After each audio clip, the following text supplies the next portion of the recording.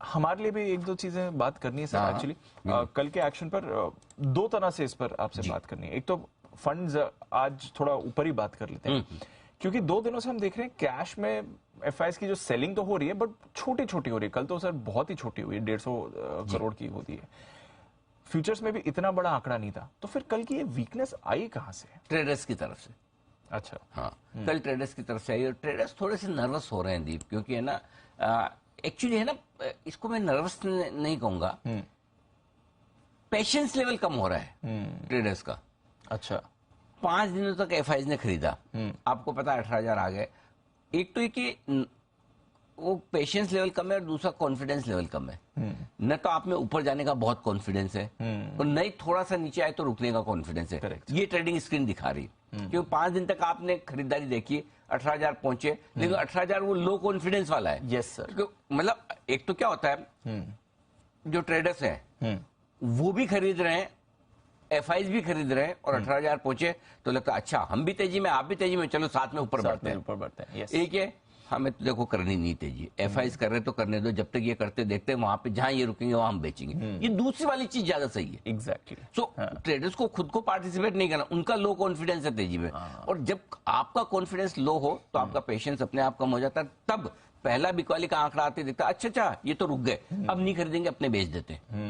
सो कल के सेशन में वही हुआ है कि कॉन्फिडेंस भी कम है, पेशेंस भी कम है। एफआईज ने एक दिन बेचा, दूसरे दिन ट्रेडर्स बेच गए। अब आप कल देखिए सिर्फ 160 करोड़ की कैश में बिकवाली है एफआईज की, बहुत छोटी है। उसके सामने 725 करोड़ के स्टॉक फ्यूचर्स खरीदे हैं, तो नेट नेट देखे तो आप 600-650 करोड़ की खरीदारी है स्टॉक्स में, और 690 करोड़ के उन्होंने इंडेक्स फ्यूचर्स बेचे। सो डायरेक्शनल तौर पर एफआईज का बिकवाली का आंकड़ा है ही नहीं। लोकल फंड ने 86 करोड़ की खरीदारी की, वो भी कोई खरीदा है। सो कल का गेम ऐसे देखा जाए जो बिकवाली का है, उस बिकवाली के गेम में 2 चीजें हैं। ट्रेडर्स ने बिकवाली किया, अब ट्रेडर्स आपको क्यों बेच रहे हैं? तो पहला कारण तो मैंने आपको बता दिया कि कॉन्फिडेंस कम है, पेशेंस कम है। दूसरा कारण जो है, ट्रेडर्स आजकल है ना सेंटीमेंट जो अपना बनाते हैं वो अदानी ग्रुप के शेयरों को देख के बनाते हैं। अच्छा, अगर अदानी ग्रुप के शेयर वापस गिरने लगते हैं तो उनको लगता है अरे ये गिर रहे हैं, बैंक गिरेंगे, बैंक गिरेगा, मार्केट गिरेगा।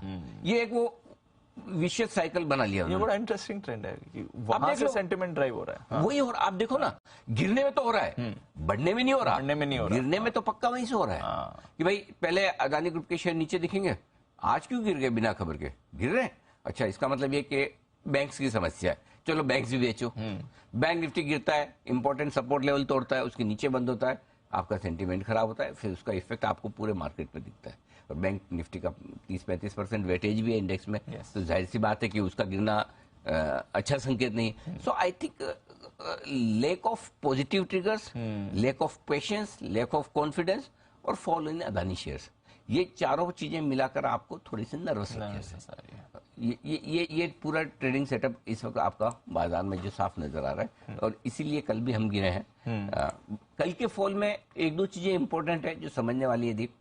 17,850 के आसपास आप निफ्टी पर बंद हुए हैं, निफ्टी अभी भी खराब नहीं हुआ है, निफ्टी में अभी भी कोई खास खराबी के संकेत है नहीं, लेकिन बैंक निफ्टी लंबे समय बाद हमारी रिसर्च टीम कैलकुलेट करके दिखाएगी कि पिछली बार हम कब 41,000 के नीचे बंद हुए थे। मेरे ख्याल से 41,095 के आसपास के की क्लोजिंग मिली थी लोएस्ट वाली, उसके बाद हमने पीछे मुड़ के देखा नहीं। तो आई थिंक 3-4 हफ्तों के बाद 41,000 के नीचे कल बैंक निफ्टी बंद हुआ है, तो बैंक निफ्टी ने कल पहला संकेत नीचे की तरफ का ब्रेकडाउन वाला दे दिया है। सो आई थिंक समस्या बैंक निफ्टी में है, समस्या अदानी ग्रुप के शेयरों में, और जैसे ये आपको ठीक होते हुए नजर आएंगे तो बाजार का सेंटीमेंट फिर से सुधरेगा, ये समझ लीजिए। अच्छा। सो सेंटीमेंट सुधारने के लिए या छोड़ो चलो खरीदना नहीं भी है, शॉर्ट कवरिंग करने के लिए भी कम से कम ये 2 जगह ऐसी है जो जहां थोड़ी सी आपको पॉजिटिविटी दिखे तो ही बाजार आपको फिर से संभलता हुआ दिखे। अब इसमें पॉजिटिविटी में प्रॉब्लम क्या है, अदानी ग्रुप के शेयर तो चलेंगे नहीं चलेंगे, लेकिन बैंक निफ्टी या बैंकिंग शेयरों में अगर थोड़ी खरीदारी आ जाए,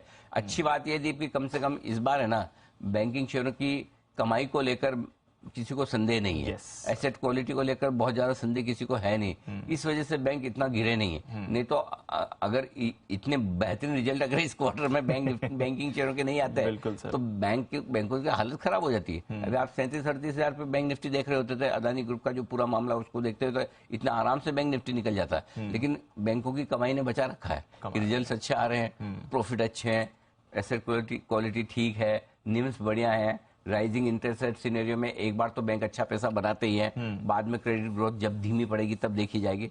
ये सारे फैक्टर्स हैं जो अब भी संभाले हुए बैंक निफ्टी में, लेकिन कल का फॉल जो है ये थोड़ा सरप्राइजिंग और शॉकिंग है, स्पेशली तब जबकि कोई खास ट्रिगर न ग्लोबल हो न लोकल हो।